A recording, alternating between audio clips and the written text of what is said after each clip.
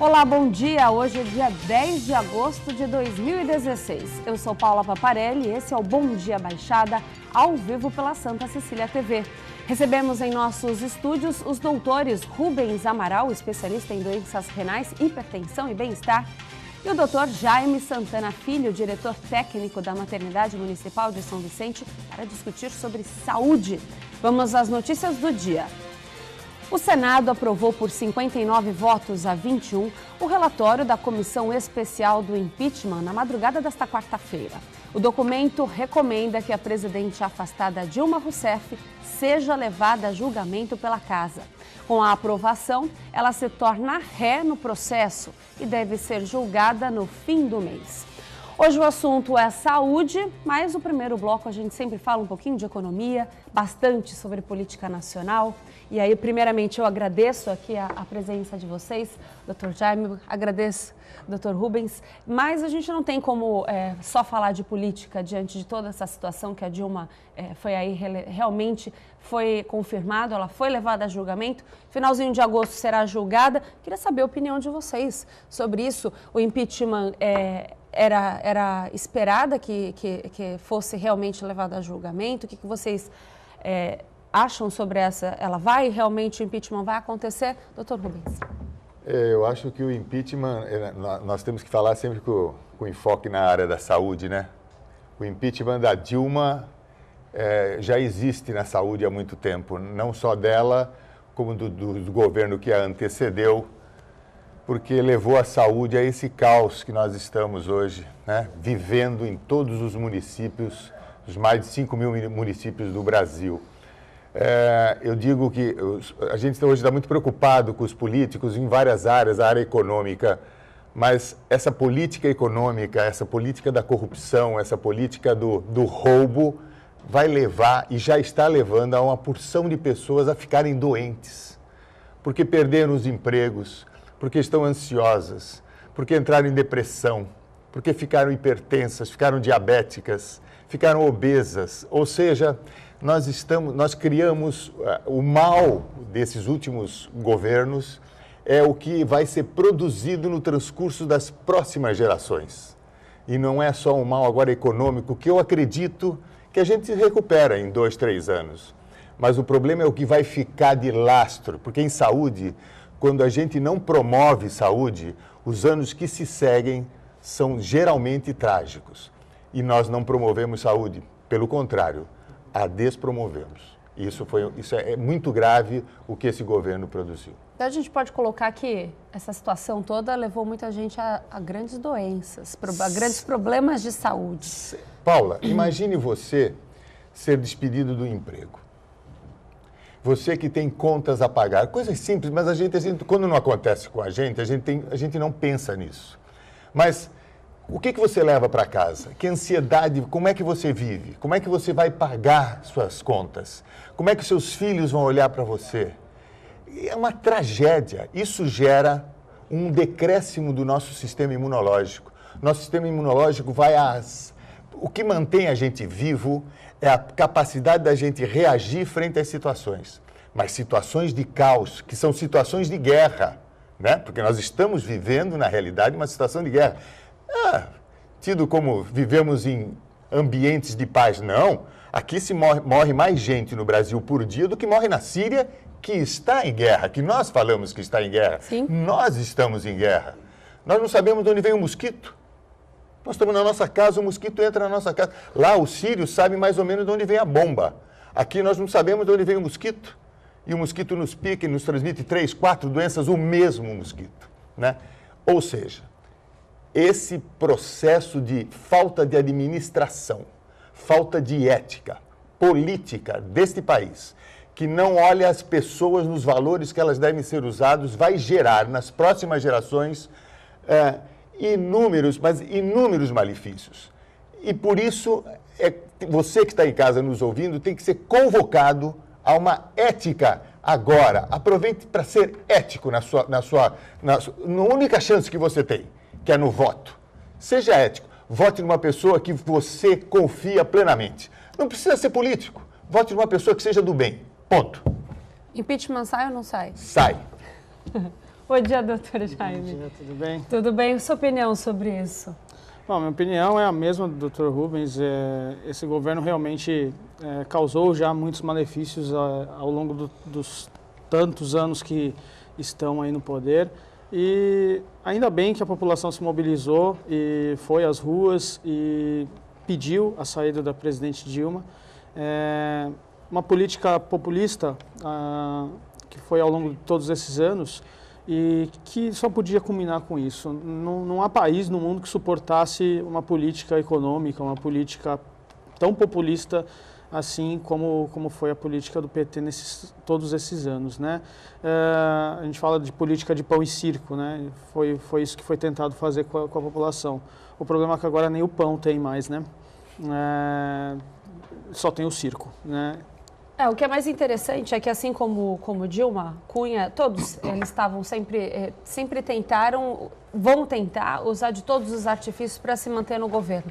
O advogado de Dilma, o José Eduardo Cardoso, por exemplo, ele ainda não perdeu as esperanças, não. Ele acredita que existe uma chance de retorno para presidente, né?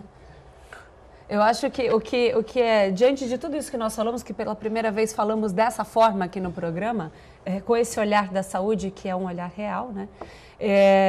Pouco se falou dessa forma aqui no programa.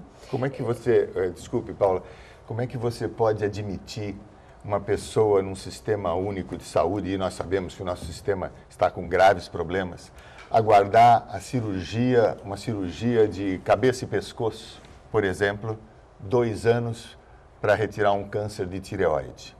Como é que você ouviria isso? Como é que você se sentiria isso se você levasse a sua mãe a um sistema que precisa de 1 ano e meio, 2 anos para operar, né? Não estou falando do sistema de Santos, não estou falando do sistema do Guarujá, de São Vicente, é o sistema público nacional. Que não deu valor a essas coisas, né?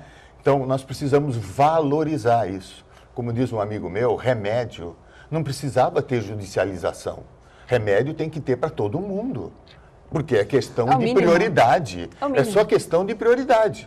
Se coloca na prioridade, vai ter dinheiro para todos os remédios. Não é que não tem dinheiro. Tem dinheiro para remédio. Basta ser prioridade. Porque tem coisas que têm dinheiro e não precisa desse dinheiro.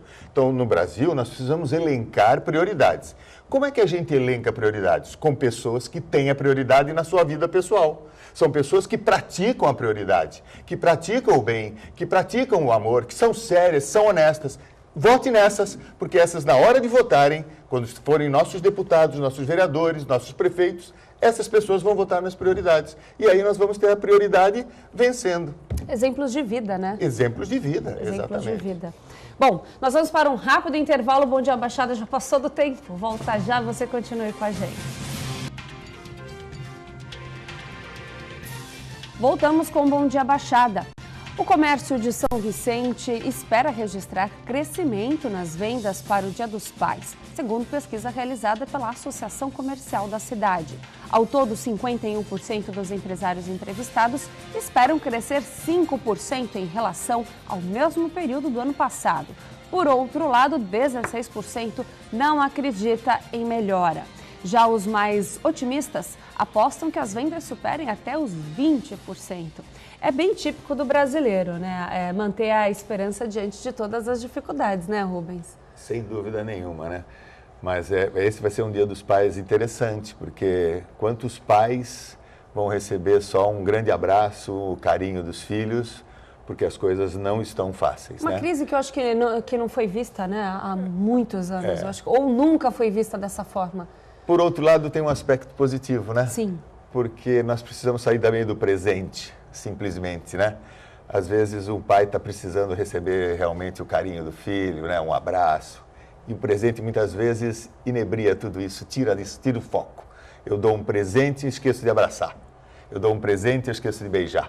Eu dou um presente e eu esqueço de agradecer. Então, tem aspectos, em todas as situações existem aspectos positivos. Na parte financeira, eu não estou tão otimista quanto estão os comerciantes. Eu também não estou muito otimista, não. Doutor, então pode ser que muitos pais esse ano recebam um bom e velho abraço? Com certeza. Também não acredito muito nesse crescimento, não.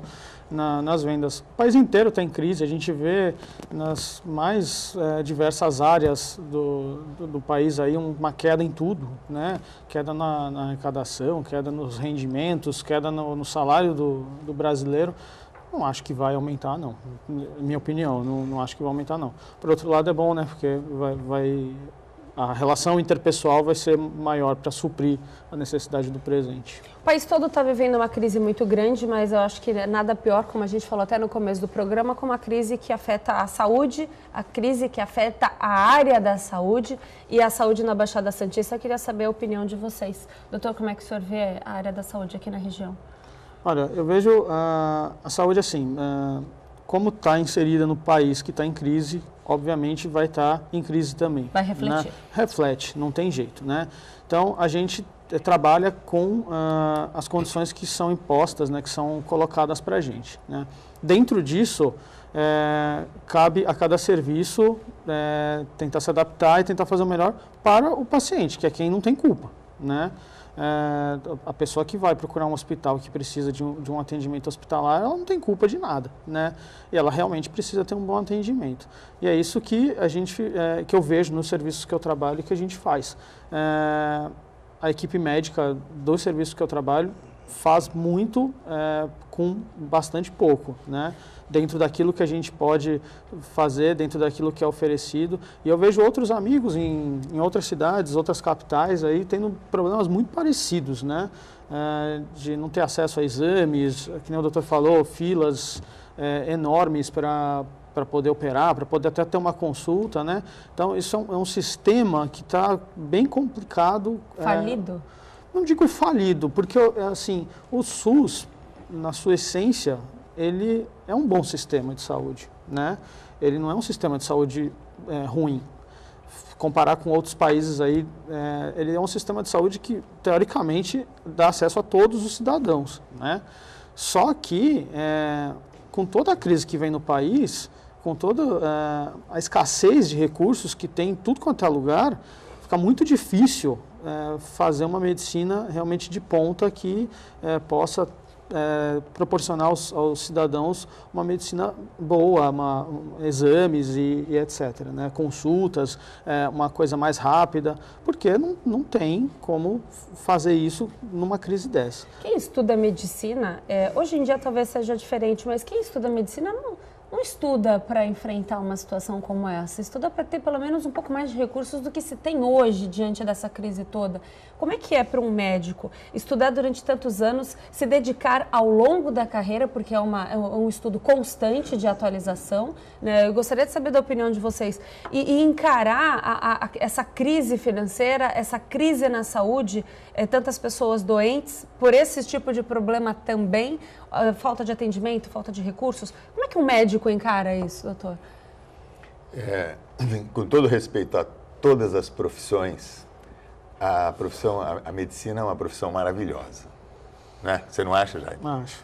É uma profissão fantástica, porque nós temos a possibilidade de ajudar as pessoas diariamente. A cada momento, a gente levanta de manhã, é uma graça quando um telefone nosso toca e um paciente precisa da gente para às vezes uma simples palavra, né? Aliás, a grande maioria das pessoas precisa de um conforto, né? Todos os médicos medicam muito bem, sabem medicar, porque a diferença hoje dos sistemas, do atendimento, é na humanização, é no jeito de atender, é no carinho. E é como falou o doutor, nós precisamos hoje, com menos recursos, fazermos mais. Aliás, em crise e em guerra, é assim que a gente tem que se comportar. O general solicita dos seus soldados, quando o exército do lado de lá é maior e mais competente, mais esforço para ganhar a guerra. Nós estamos em guerra, estamos em crise, temos que vencer. Como é que se vence? Fazendo mais esforço, sendo mais carinhoso, tendo mais atenção.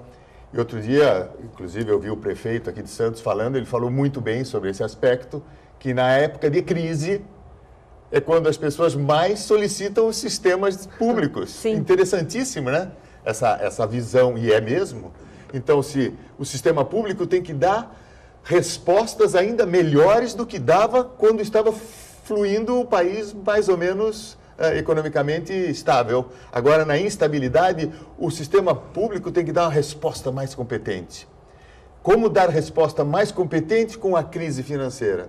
Solicitando das pessoas, nem exigindo, solicitando das pessoas, especialmente dos profissionais da saúde, que são aqueles que lidam com esse ser humano que está na nossa frente, que é o ser humano carente, que precisa de alguma coisa, esse profissional precisa oferecer mais. Ele precisa estar mais, o sistema precisa estar mais humanizado. Vocês acreditam que as prefeituras aqui da região elas têm feito uma boa administração dos seus recursos voltados à área da saúde? Olha, para falar de administração, eu vejo na minha prática diária, nos serviços que eu trabalho, como que a gente funciona, né? A parte administrativa realmente é um pouco complicada da gente falar, porque eu não tenho tanto acesso, tanto conhecimento à parte técnica desse assunto. Mas o que eu vejo dentro dos serviços que eu trabalho é que foi justamente o que o doutor falou. A gente trabalha com pouco, a gente tem poucos recursos, porque como o país inteiro está, só que a equipe médica que trabalha comigo, ela nunca deixou de ter qualidade, a qualidade que já vem tendo, melhorando nos últimos tempos, por conta de crise, por conta de questões administrativas e etc. A gente atende o paciente realmente, e que nem o doutor falou, em época de guerra e de crise, a gente tem que dar um jeito. Você perguntou de medicina, do aluno de medicina, eu ia comentar isso. A gente, quando faz faculdade de medicina, a gente não aprende realmente a como lidar com essas situações na prática, né? A gente aprende qual é o melhor exame para determinada doença, a gente aprende qual é o padrão ouro, é lindo, né? Só que quando vai chegar na prática, a gente vê que a gente tem que se adaptar às situações. Mas isso é bom, porque a gente consegue realmente dar um bom atendimento para o paciente. Então, o que eu tenho que falar é que, ainda que a parte administrativa, a parte de recursos que vem de tudo quanto é lugar desse país não esteja num momento bom, longe disso, a parte médica está tentando sempre, colocando como objetivo o atendimento ao paciente. O Hospital dos Estivadores vem aí para desafogar a saúde não só da cidade de Santos, mas de toda uma região.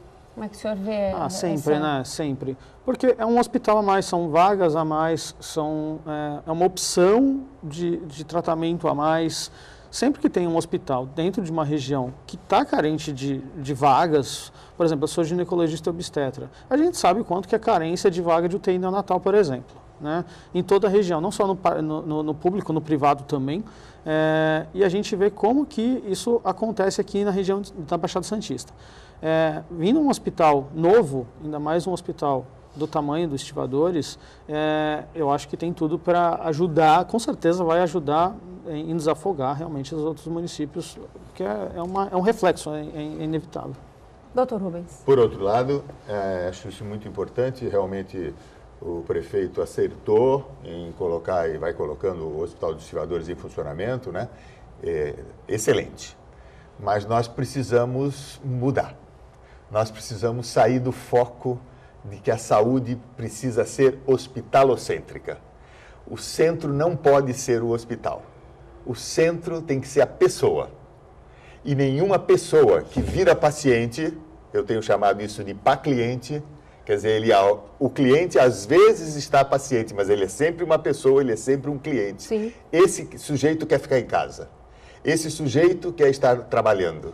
Esse sujeito que não quer estar dentro de hospital. Quer estar saudável. Quer estar saudável. Nós precisamos mudar. Isso é centenário. A gente foca no hospital. Nós precisamos focar fora do hospital. Isso seria um bom planejamento, né? Lógico. Para que as pessoas Eu imagino um hospital do futuro, não sei o que o doutor pensa, eu imagino uma grande UTI e um grande centro cirúrgico. Porque internação de enfermaria, essa vai ser feita na casa da pessoa, né, com home care. Ou a pessoa não vai nem precisar internar, porque a maioria das situações nós conseguimos resolver. 70% a 80% das situações precisam e devem ser resolvidas nas unidades básicas de saúde, com médicos extremamente competentes e que pedem pouquíssimos exames. A saúde está cara porque muita gente pede muito exame para o que não precisa. Eu conto sempre, quando tenho oportunidade de falar, que eu perguntei uma vez para uma paciente minha: a senhora faz o tratamento com aquele médico? Faço. E qual é o seu tratamento? Aí eu vou lá a cada 3 meses e ele me pede exames. Não, a senhora não entendeu a minha pergunta. Eu queria saber qual é o tratamento que a senhora faz da sua patologia. Pois é, doutor, eu vou lá a cada 3 meses e faço exames. Ela não sabe a doença que ela tem, nem tem tratamento, ela tem exames. E os médicos ficam pedindo exames. E nós sabemos, nas histórias da doença, nós aprendemos isso, nós estudamos isso, que na história da doença, nós muitas vezes não precisamos mais pedir exames. É só acompanhar, nós já sabemos a trajetória da doença. Não precisamos fazer exames. Basta ir aos laboratórios. 70%, 60% dos exames feitos nos laboratórios são absolutamente normais. O que não invalida a pessoa fazer o seu check-up de vez em quando. Eu também quero ter exames normais. Mas a cada 3 meses, 30%, 40% dos exames dos laboratórios, as pessoas não vão nem buscar o resultado. A saúde está falida porque está sem gestão, gerenciamento. Falida no sentido, nós precisamos focar, eu preciso ter dinheiro para o remédio, eu preciso ter menos dinheiro para exame, eu não preciso de ressonância magnética para tudo quanto é. Os médicos hoje não pedem mais raio-x, eles partem para ressonância magnética, não passam nem pela tomografia. A gente sabe que não é assim. Primeira coisa é examinar. Se examinar direitinho, não precisa nem o raio-x. E uma boa conversa com o paciente, você entende muito além da doença. A gente está conversando aqui, eu só estou ouvindo a doutora se concordando. É isso mesmo, doutor? É isso mesmo. A medicina, hoje em dia, é uma medicina totalmente baseada em exames. Né? A gente... Acho que o paciente até estranha quando o médico não pede exame. Fui lá, o médico nem pediu exame. Mas é verdade, porque você vê no atendimento com os pacientes, é uma coisa, eu acho que é dos dois lados. Né, já virou cultural, eu creio. Né? O paciente vai no consultório, vai ser atendido no ambulatório, enfim. Se ele não sai de lá com um montão de exames, o paciente não fica satisfeito, procura outro profissional. Sempre é assim. E aí a gente explica, não precisa, não tem necessidade. Ressonância, que o doutor falou, é fantástica, porque a pessoa já quer chegar e fazer uma ressonância, ela não sabe nem para que serve a ressonância. Né? Não, eu quero fazer ressonância. Mas para que você quer fazer ressonância? Porque eu tenho dor de cabeça, por exemplo. Não, mas não precisa, tem outras causas, etc. e tal. Não adianta, entendeu? E aí pega, não, porque o outro médico que eu passei pedia. Pronto, aí você não consegue tirar, mas é uma coisa cultural, é complicado mesmo. E por isso que realmente está caro. Como que vai... Acabar? E isso que é muito interessante, porque o paciente chega para a gente, Paula, ele chega mostrando o exame. Doutor, eu estou trazendo meus exames. Você sem conhecer o paciente, estou trazendo meus exames. Não, mas eu queria primeiro conversar com o senhor.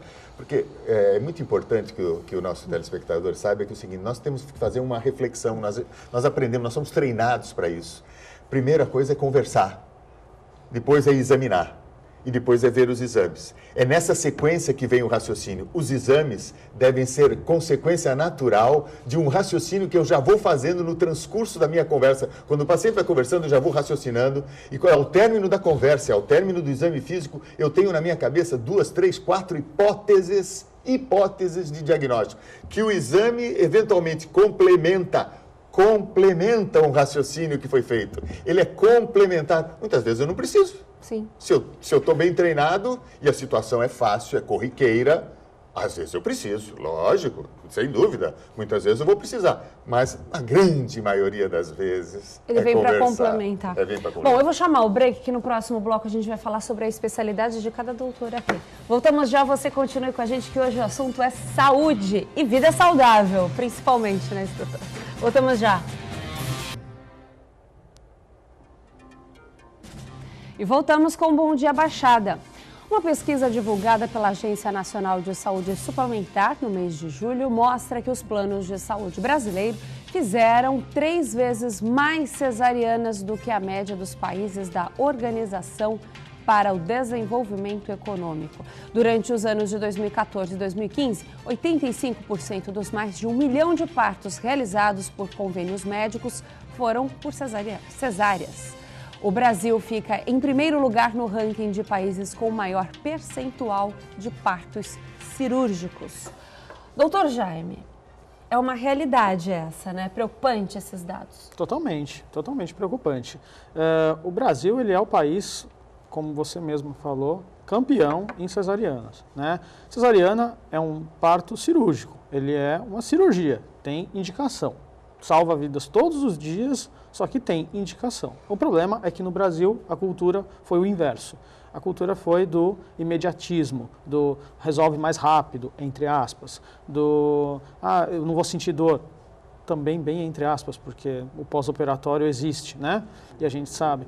E por que é preocupante? Porque como é uma cirurgia, ela tem complicações. E essas complicações, elas existem mesmo. A gente pensa que não existe, né?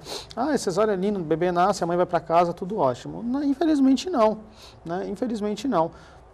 Parto normal também tem suas complicações, só que são complicações muito menores, assim, nos estudos, na literatura médica, tudo a gente sabe que no parto normal, por ser natural, ele tem muito menos problema do que cesariana. Então, o Brasil continua sendo um campeão. Essa realidade está mudando, né, ao longo dos últimos meses, dos últimos anos, né?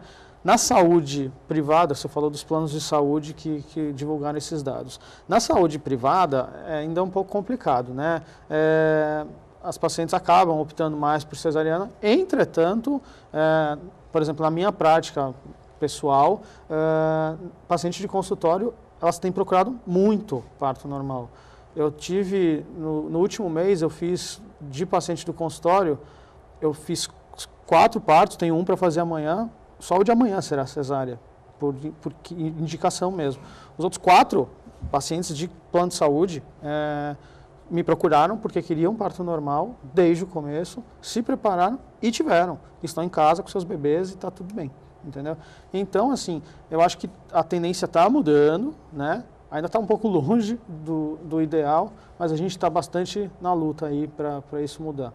Agora, por que isso acontece? Em parte, a gente entenda o que eu vou colocar, em parte é culpa dos médicos pela praticidade de se marcar, marca o parto, você agenda o parto, o médico já sabe, se programa. O que a gente pode colocar isso dessa forma, não? Vou te contar uma coisa.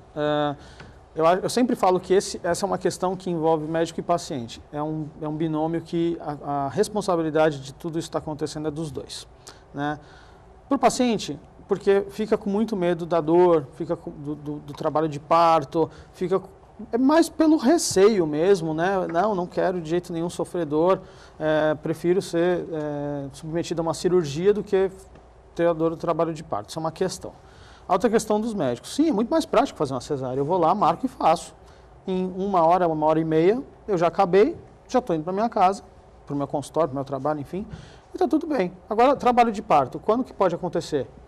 Qualquer momento, né? De madrugada, inclusive? Sim, a semana passada eu tive um trabalho de parto, foi ótimo, foi um nascimento muito bonito, só que começou meia-noite, nasceu 6 horas da manhã. Sim. Entendeu? E aí, assim, eu fiquei junto com a paciente no hospital durante todo esse período. Paciência, o bebê não escolhe, quem escolhe a hora de nascer é o bebê, não é a gente, né? Então, eu acho que é muito perigoso esse negócio de praticidade, vamos marcar cesárea porque é mais fácil, né?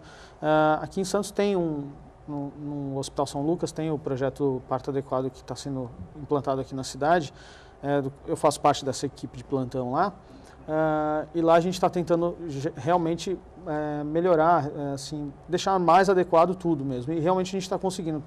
Os dados estão muito melhores lá, os indicadores de partos normais versus cesariana estão, em relação ao que era, cresceram muito. Entendeu? Então, antes da gente falar até sobre parto humanizado, eu quero saber a sua opinião, doutor, sobre parto normal e cesárea rapidamente. Eu não sou especialista da área, mas veja só, num país pobre como o nosso, somos os campeões do ato cirúrgico do parto. Está errado, completamente errado. Incoerente, né? Teríamos que trabalhar muito para o parto normal. Aliás, como o nome fala, normal. Como o doutor Jaime falou, natural. O natural não tem substituto.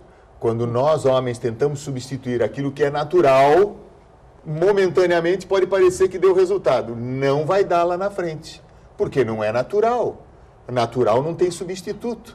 Quando o homem quer interferir na precocidade daquela vida que vai nascer, que deveria nascer daqui a 3, 4, 5 dias, e ele intervém... Geralmente antecipou uma coisa, foi antinatural. Os prejuízos disso, não sei.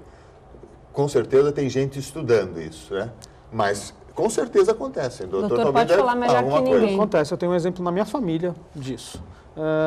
O meu sobrinho a minha irmã foi submetida a cesariana, na época eu estava na faculdade ainda, e foi submetida a cesariana com 37 semanas redondo, né? 37 semanas. 37, mais ou menos, falando em meses, né, que sempre dá uma confusão isso, é como se ela tivesse completado os 8 meses e tivesse entrado no 9º, mas não tinha completado os 9 meses, que só completa com 40 semanas. Perguntei para ela depois de um tempo, por que foi cesariana com 37 semanas? Porque eu estava com dor, um pouquinho de dor, resolvemos fazer logo. Pois bem, meu sobrinho ele teve uma complicação da prematuridade, e hoje ele tem epilepsia, ele tem uma válvula, uma derivação ventrículo-peritoneal por conta disso.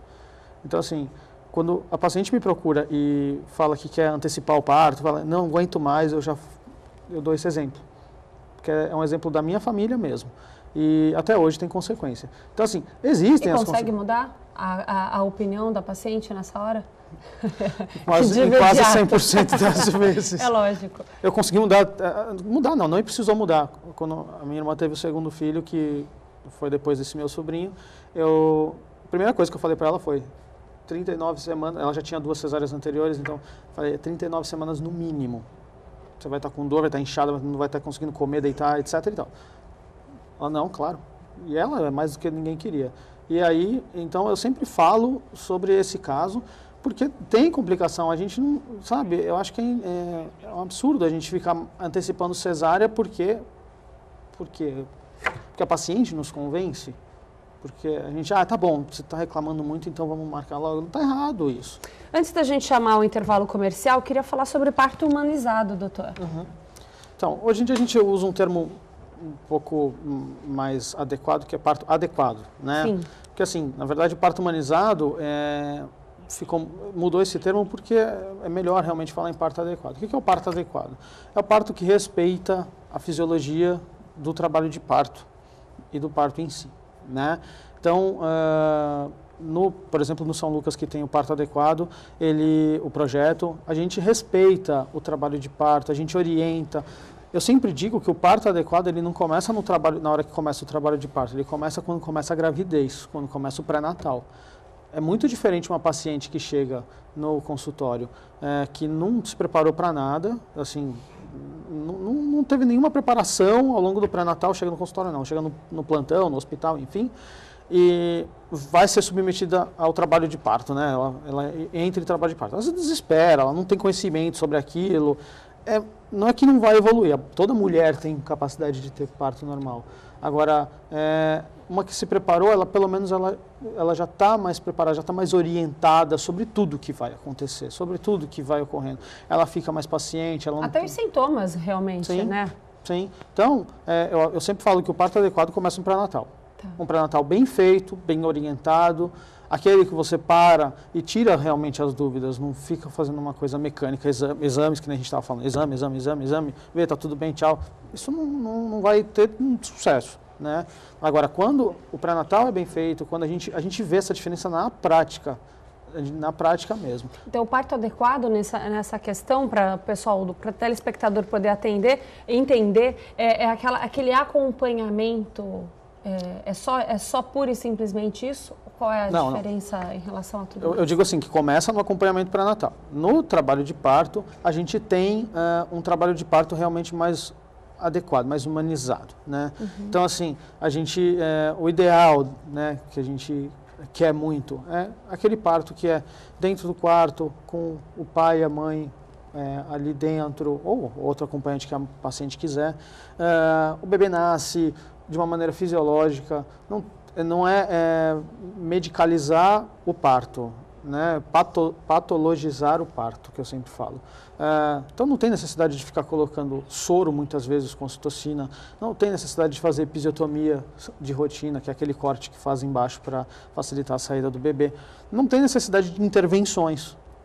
Tá? E anestesia nessas horas? Também não? Não, existe analgesia de parto e ela pode ser feita, né?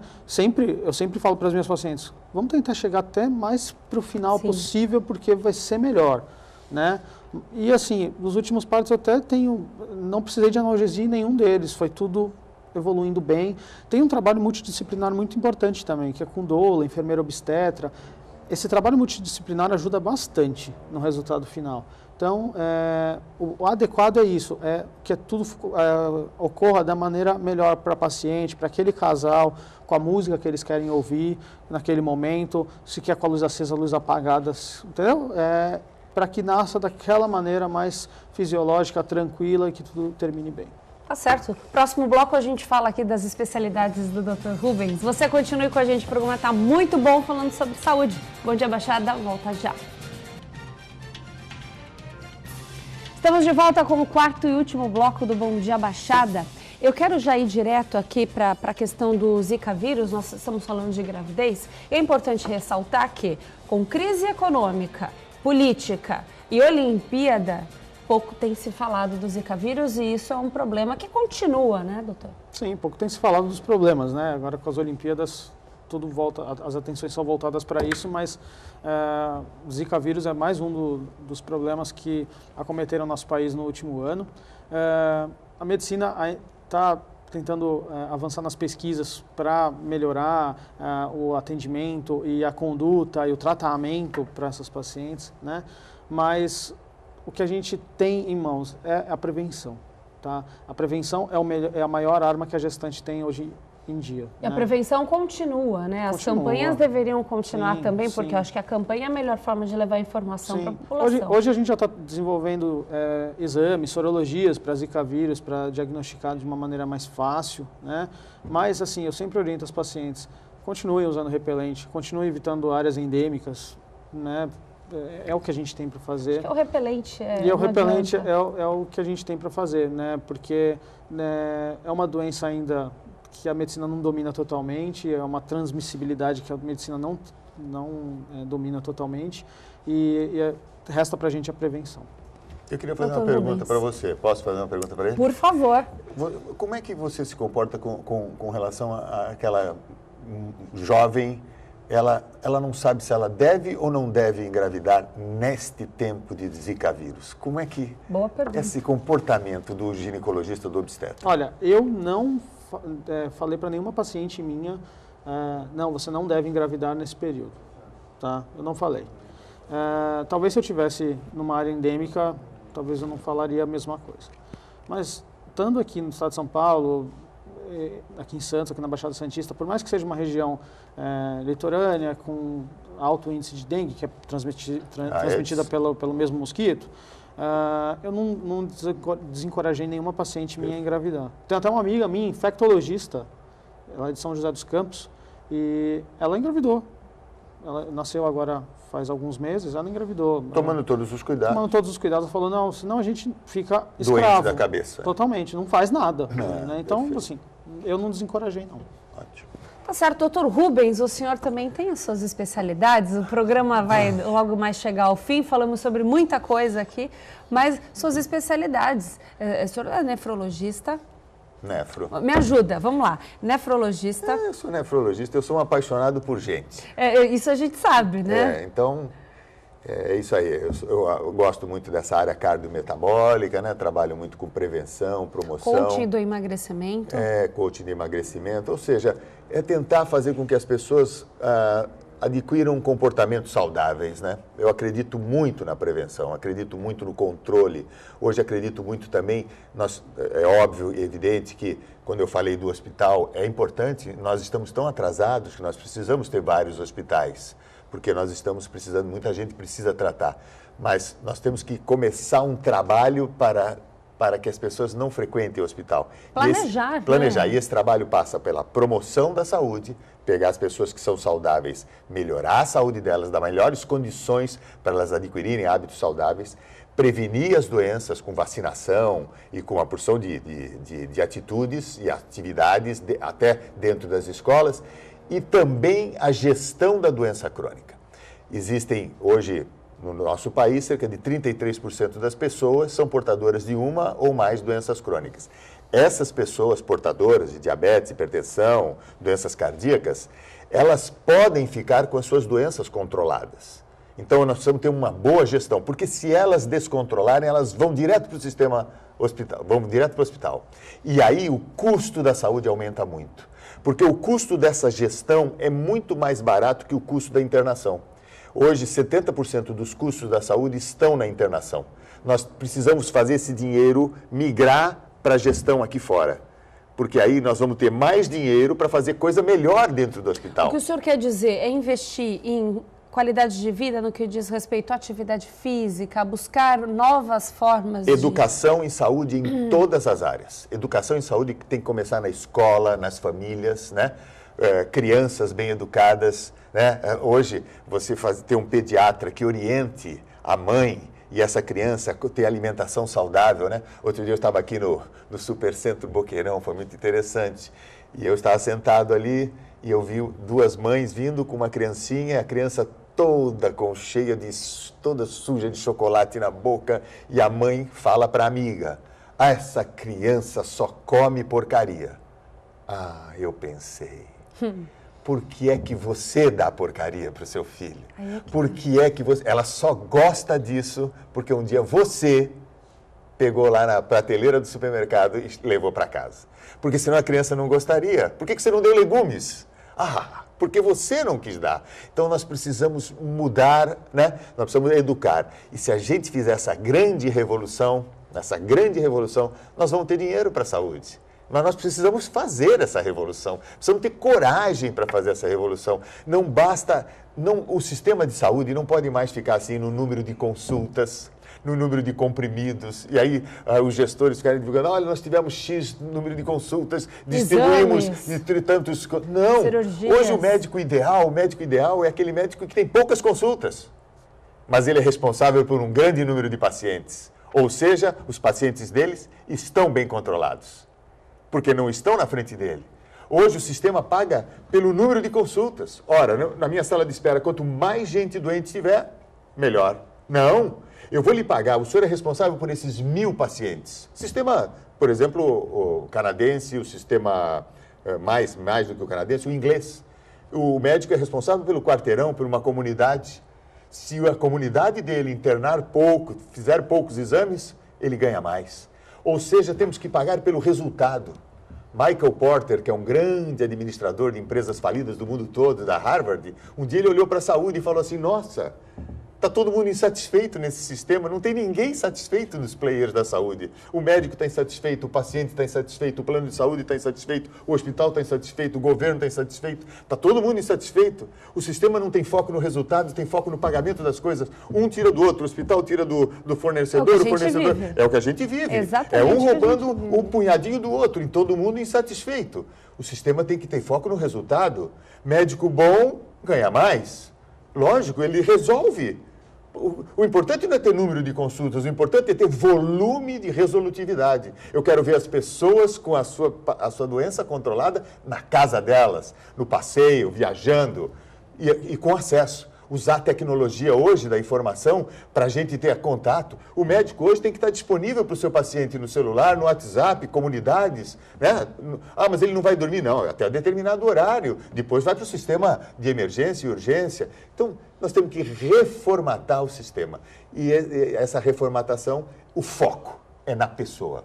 O foco não é na doença, é o foco no doente. Nós estávamos falando, os médicos curam não todas as doenças, mas podem curar muitas pessoas. Porque uma pessoa equilibrada, mesmo portadora de diabetes ou de hipertensão arterial, ela é saudável, feliz. É feliz, né? Exatamente.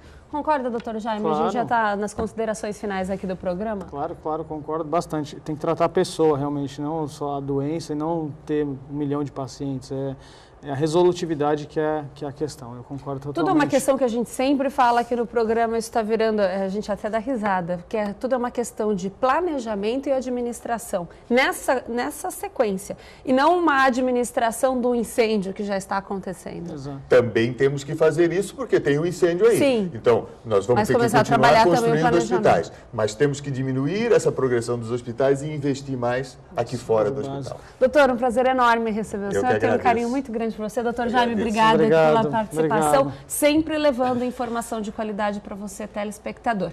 E continua um recadinho, continuam as entrevistas com os candidatos a prefeito do Caderno Regional da Santa Cecília TV. A convidada de hoje é a líder estudantil Karina Vitral, que concorre pelo PCdoB.